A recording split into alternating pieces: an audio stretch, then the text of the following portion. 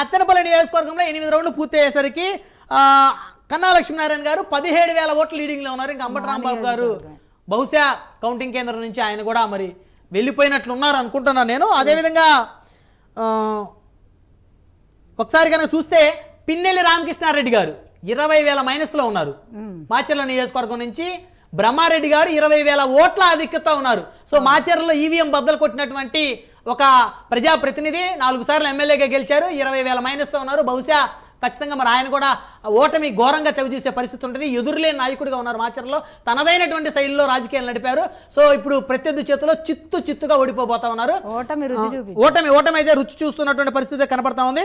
So మొత్తాన్ని చూస్తే వినుకొండలో Telugu Desam party అభ్యర్థి దాదాపు 5,000 ఓట్ల మెజార్టీతో అయితే కొనసాగుతున్న పరిస్థితి ఉంది. చిలకలూరుపేట నియోజకవర్గంలో కూడా తెలుగుదేశం పార్టీ విజయం దిశగా దూసుకుపోతున్నటువంటి పరిస్థితి కనపడతా ఉంది. సో మొత్తాన్ని చూస్తే మంత్రులందరూ కూడా బొక్కబాల పడ్డట్టు ఉంది. మొన్న ఆరామస్థాన్ గారు 12 మంది మంత్రులు ఓడిపోతున్నారు, కానీ 20 మందికి పైగా ఓడిపోయే పరిస్థితి స్పష్టంగా చెప్పారు కదా, ఇద్దరే గెలుస్తారు, మిగతా వాళ్ళందరూ ఓడిపోతారు, 14 వస్తాయి. అదే నెంబరు కంటిన్యూ అవుతుంది. ఇంకా మాచర్ల ఎక్స్పెషల్ గా చూడాలి. మాచర్ల అదే పట్టణంలో తెలుగుదేశం పార్టీ మాజీ ఎమ్మెల్యే బోండా ఉమా మహేశ్వరరావుని అదే విధంగా మరికొంతమందిని టీడీపీ నేతలు బుద్ధా వెంకల టీడీపీ నేతల్ని తురకా కిషోర్ అనేటువంటి ఒక వైకాపా నేతగా ఉన్నటువంటి ఒక రౌడీ షీటర్గా ముద్రపడినటువంటి తురకా కిషోర్ అత్యంత దారుణంగా వారిని చంపబోయి వారి మీద హత్యాయత్నం కూడా చేసిన పరిస్థితి ఉంది. అంత భయానకమైనటువంటి నియోజకవర్గంగా మాచర్ల నియోజకవర్గాన్ని అయితే గుర్తించవచ్చు. మన గొడవలు జరిగిన నియోజకవర్గంలో కూడా ప్రధానంగా మాచర్ల నియోజకవర్గం ఈవీఎం బద్దలు కొట్టినటువంటి ఎమ్మెల్యే పిన్నెల్లి రామకృష్ణారెడ్డి గారు అక్కడ అక్కడ భారీ మెజార్టీతో కూటమి అభ్యర్థి గజ్జల బ్రహ్మారెడ్డి గారు అక్కడైతే గెలవబోతున్నట్టు స్పష్టంగా కనబడుతుంది. బహుశా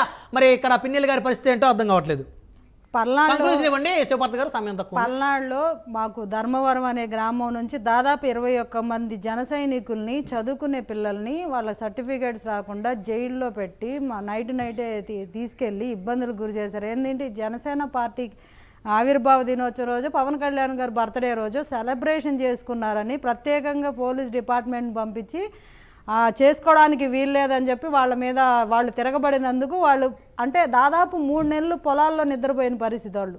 అవును, అంత ఆ రకంగా ఒక మహిళ మాకు నీళ్లు రావట్లేదు అంటే ట్రాక్టర్ ఎక్కి తొక్కించిన పరిస్థితి. చాలా దుర్మార్గం. అసలు మాచర్ల నియోజకవర్గంలో అరాచకాలకి అంతే లేదు.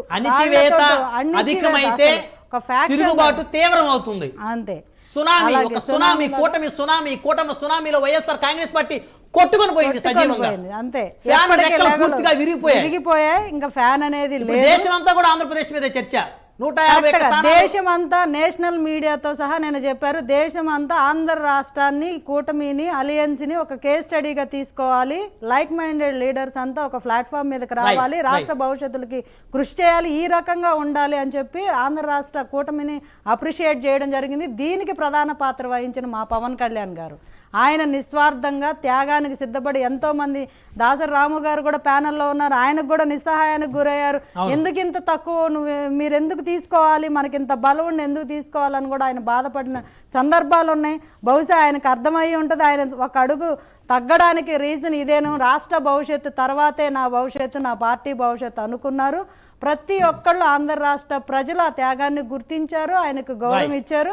అదే గౌరవంతో మేము ఆంధ్ర రాష్ట్ర భవిష్యత్తు కోసం మా నాయకుడు వెంట, మా నాయకుడు ఏ రకంగా ఆంధ్ర రాష్ట్రాన్ని విజయ పదంలో తీసుకెళ్తారో రానున్న రోజుల్లో అందరూ చూస్తారు. సో ఈ అలయన్స్ దాదాపు ఇప్పుడే అవ్వదు, 30 ఏళ్ల పాటు చిరస్థాయిగా ఉంటుంది. మరింత సమాచారం మా కొలీగ్ చందు అందిస్తారు. చందు,